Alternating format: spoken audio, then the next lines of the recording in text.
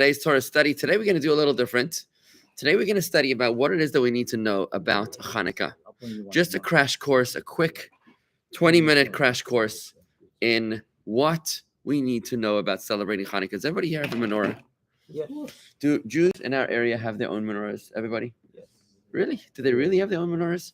We here at the Chabad purchased a few hundred menorahs, little kits, just in case people don't have. We're going to send it out to all of to anyone who needs, and we encourage you also to take one to give to a friend or a neighbor or someone that doesn't have a menorah. We couldn't imagine that everybody actually has their own menorahs. So we want you to know, we're going to send out an email today and let you know that it's ready for pickup. If you need it, I can give it to you now. And that way you can give it to a neighbor, a friend. It's got all the instructions, what to do. And we're going to spread the light now more than ever before, right? Okay, so who lights the menorah? Who lights the menorah? All men should light the menorah, and boys should also be trained from a young age to light the menorah. Are women obligated to light the menorah? No.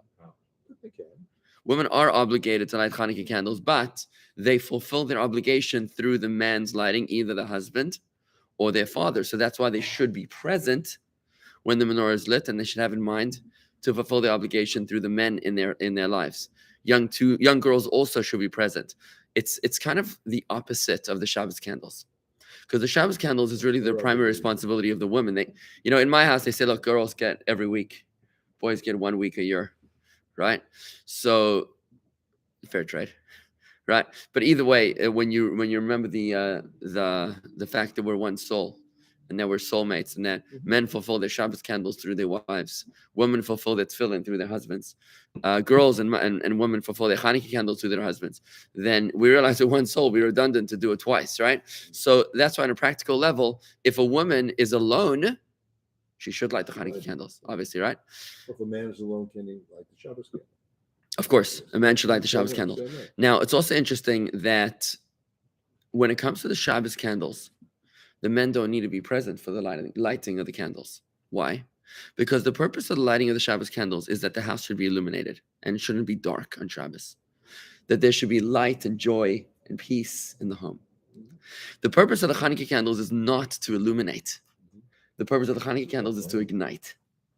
It's the igniting of the candles. In fact, we're not allowed to benefit from the candles. You're not allowed to use their light for anything.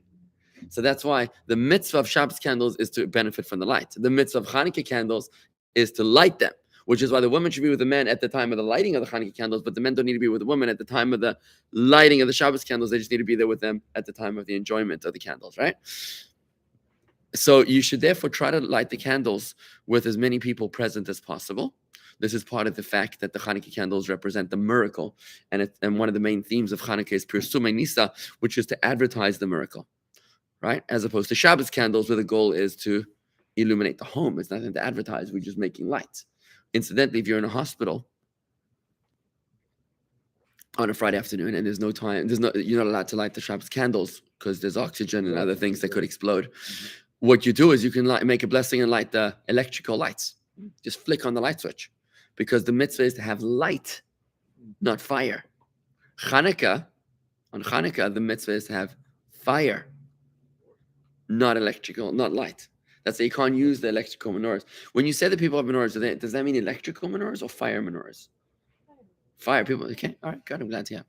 Now, if obviously the woman cannot be present, you go ahead and you do it anyways. When does a woman light her own candles? When she's single, and on her own, right? So let's say girls in a seminary school. Or a woman who's traveling, right? She's on her own in a hotel or something, or in a hospital, right? Or if her husband is away, or if the man's traveling, right? Now, where do we light the menorah? How are we doing so far? Good morning, David, and Corey, and Rocco's mom, and Fran, and Peter Cooper's. Buenos dias, Peter. I'm not sure where you're from, but looks like you're from some Latin American origin. Buenos dias. Good. Okay. Let's keep on going. So where do we light the menorah? Where do you light the menorah? By a doorway, open window. By a door? By a window? I don't have a window. You don't have a window? Not in the front of the house. No, I don't. Not when he's in jail. God forbid. Some people light by the window. Some people light by the window that's facing the street. Others light in a doorway of their home on the left side. So if you don't have a window facing the street, Marty, then you can light it in the inside of the house on the left side of the doorway, which is very interesting because every other mitzvah we do on the right side. Where does the mezuzah go? On the right side. Interesting. There's another mitzvah we do on the left side. Interesting. Tefillin. Tefillin also goes on the left arm, on your weaker, on the less dominant, recessive, right? So that's interesting. There's a lot to talk about. The mitzvah of the menorah being on the left side.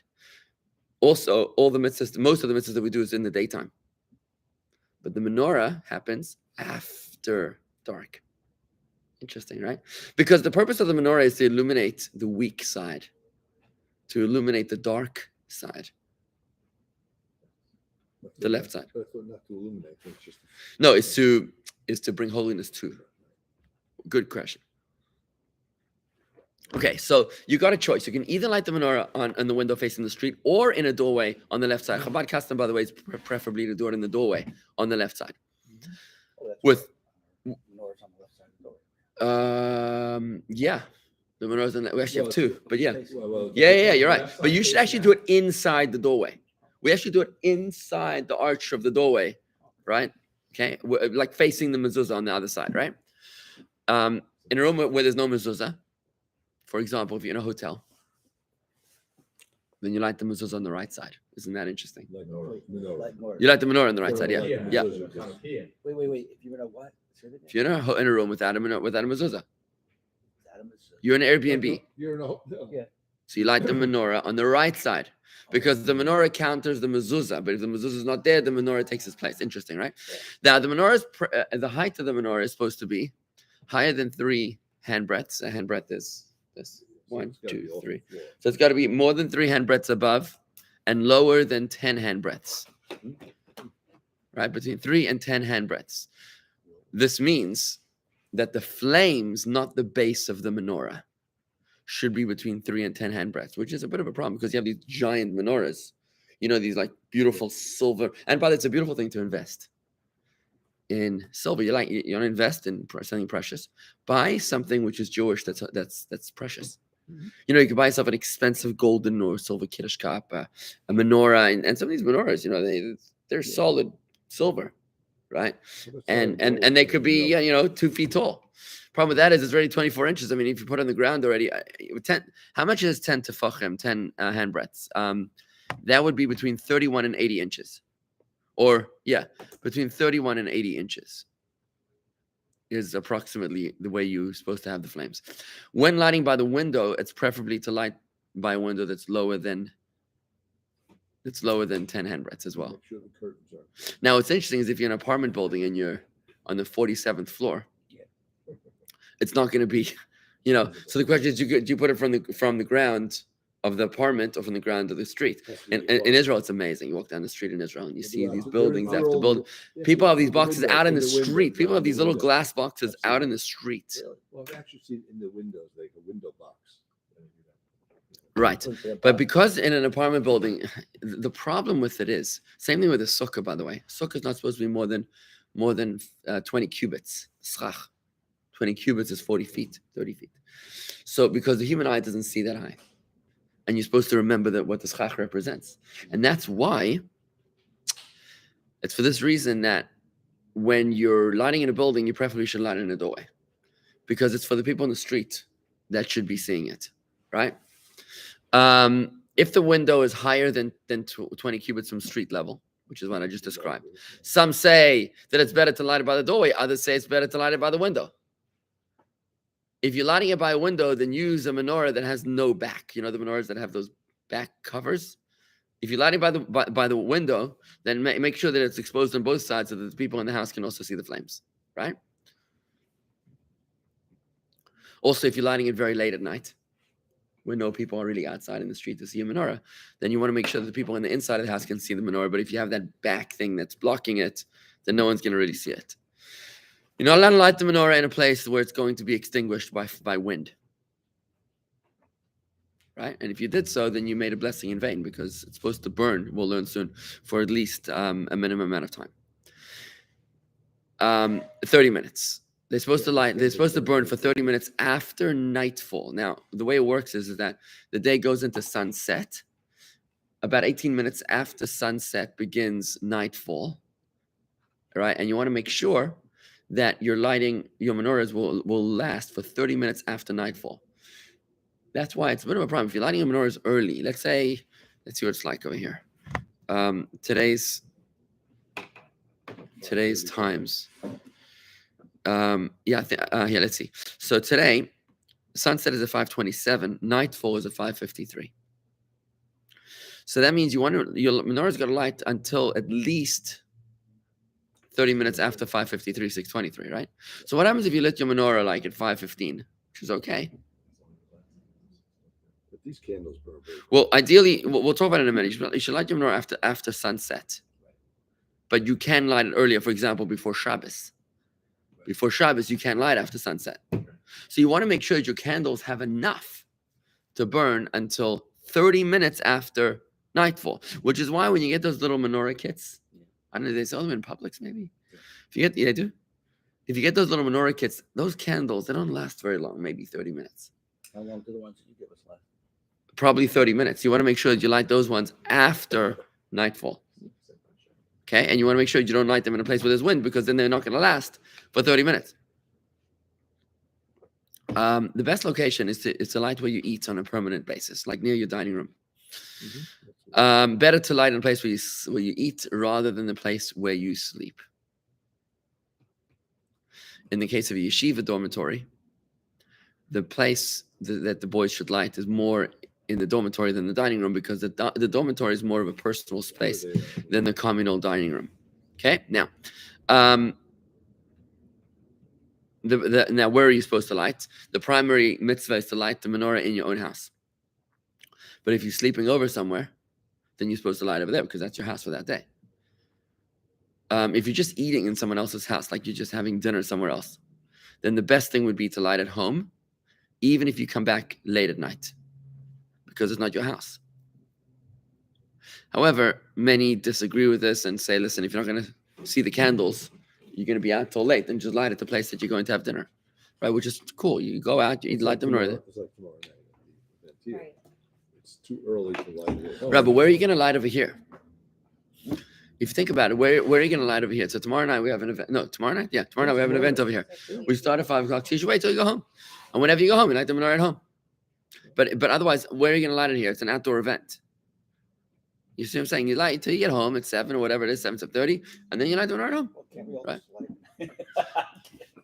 Right? If you're traveling on Hanukkah, you got to make sure that you have time to light Hanukkah candles. Watch your flight schedules. You don't want to be on a plane from, in the early afternoon until the next morning, because where are you going to light the menorah? I mean, I don't know if the air hostess is going to take it too well. Oh, okay, we'll do that in a moment. But think about that. If you're going to be on a plane, it might be a violation of some rule. Not sure the captain's going to like it too much. I'm lighting Hanukkah candles on my seat. Right. Okay, now, if you have to travel,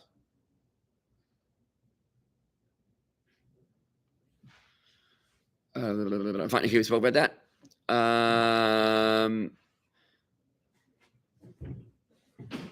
Okay, let's go a little further. Fine. So when do we light the menorah? When do we light the menorah?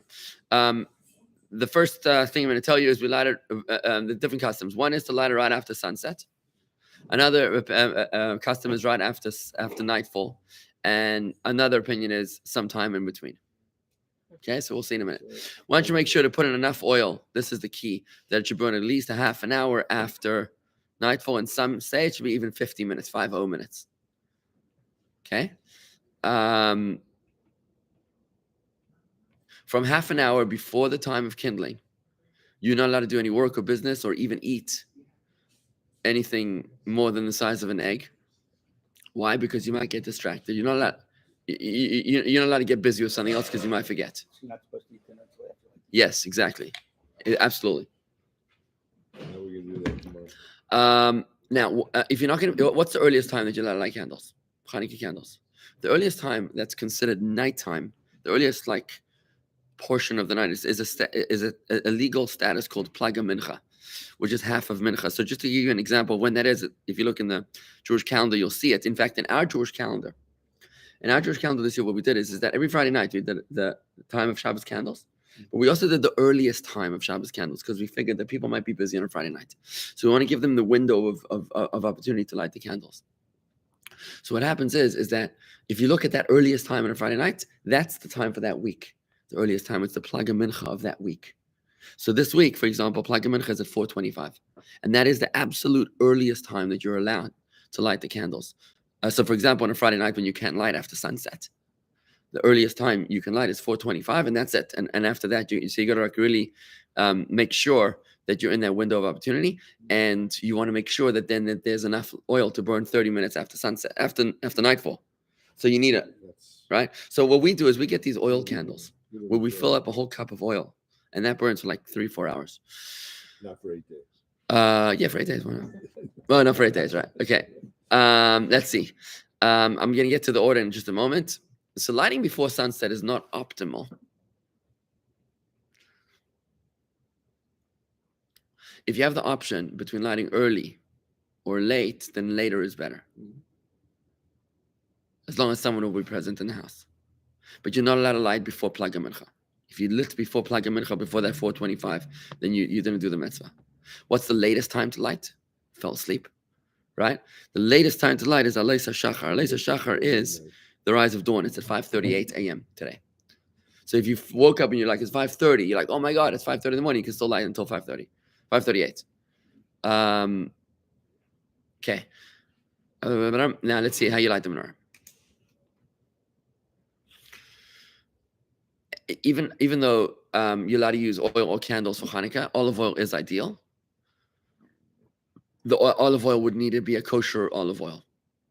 There's some fraud in the olive oil market. You want to make sure that it's actually olive oil. There's a way to test it. If you want to make sure that it's olive oil, genuine olive oil is put in the fridge. Real olive oil will become thicker and cloudier more than the imitation.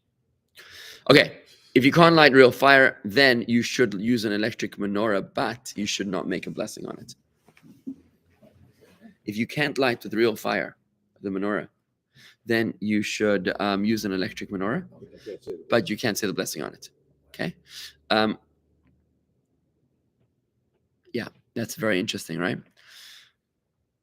You can use any wicks. You know, we use, just fill up a cup of oil and put in a wick, like a cotton, take some cotton wool and just make it into a wick and light it. Cotton wicks are ideal. The way we light it, we fill up a cup of oil, we just fill it up with, take olive oil. And then you take a cotton wool and you make it into a wick, you rub it into a wick, put it in. Okay, on the first night, we light the candle on the far right of the menorah. And then we add each night a new candle on the left side of that. Right? So we're starting on the right side of the menorah, but the newest candle is to the left of that. So that means on the third night, you got 3 candles on the right side of the menorah, and you start from but the order is you light the newest candle first. So you're lighting left to right on the right side of the menorah. We'll light the Newest candle always first. Okay. When lighting the flames, we begin with the newest candle. We proceed from left to right. Now the shamish, which is the service candle, should be higher than the other candle. Many people use a beeswax candle, others use olive oil. Custom is that all men and boys from the age of education, which is when they can know what's flying, they light their own menorah. Okay. Now, very important, the candles have to be just the structure of the candles. They have to be in a straight row, not circular. None of these fancy art menorahs. And all the same. So it's got to be straight row, not circular. It's got to be on the same height with an equal distance between the candles. They also need to be spaced just far enough that they don't look like one flame. If it's too close, then it looks like one flame. Also, you want them not too close that they're going to melt each other, and then they're not going to last those 30 minutes past nightfall. If you're lighting a bunch of menorahs, you want to make sure that there's space between the menorahs, right? That they don't burn each other. When you light the menorah, how many blessings you make? First night you make 3 blessings, including the Shehechiyanu blessing. You make it the first time you do the mitzvah in the year. You want to make sure that you hold the candle the shamus by the candles until the candle catches the light, right? Before you leave go. And you want to use the shamus to light the candles, but you don't use each candle to light the other candle. So like, let's say if one candle goes out, you don't use a different candle to fix this candle. You want to use the shamus to fix this candle. Why? Because you're not allowed to use the candles of Hanukkah. The shamus is an accessory light. But you don't want to use the actual Hanukkah candles. You want to use a different candle, which is the shamus candle. Okay.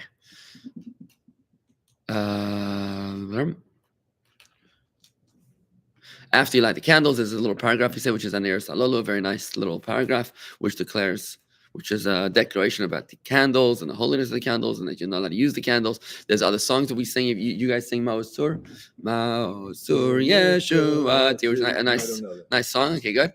You're supposed to stay near the candles for half an hour, except on Friday afternoon when it's much more in a rush. You're not supposed to move the candles once they're lit. While the candles are burning, women are not supposed to do any work, like sewing, weaving, washing, ironing, until 30 minutes after nightfall. Okay. And by the way, during the days of Hanukkah, we add in our Shmona Esrei in the silent Amida ve'ala Nisim, which is a special paragraph about the miracles of Hanukkah. During the benching, the grace after meals, we say a special addition. We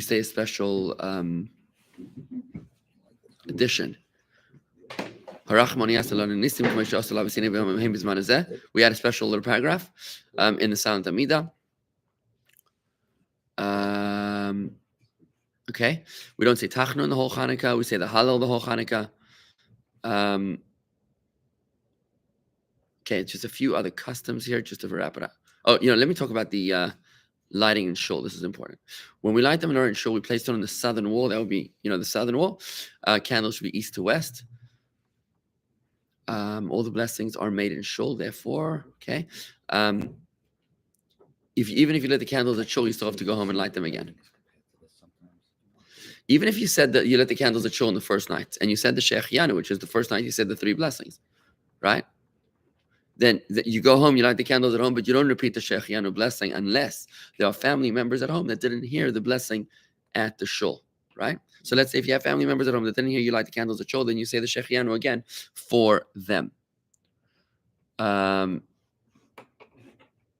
Okay.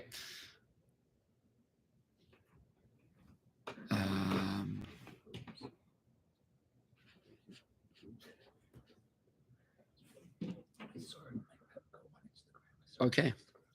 I think that's going to be, I'm just going to do just a quick wrap up with some Hanukkah customs, okay? Just wrap it up here. So a couple thoughts. We want to make the Hanukkah exciting for the kids. So we give them Hanukkah gelt, right? We give them generously. We give them in increasing amounts because it makes them happy and excited.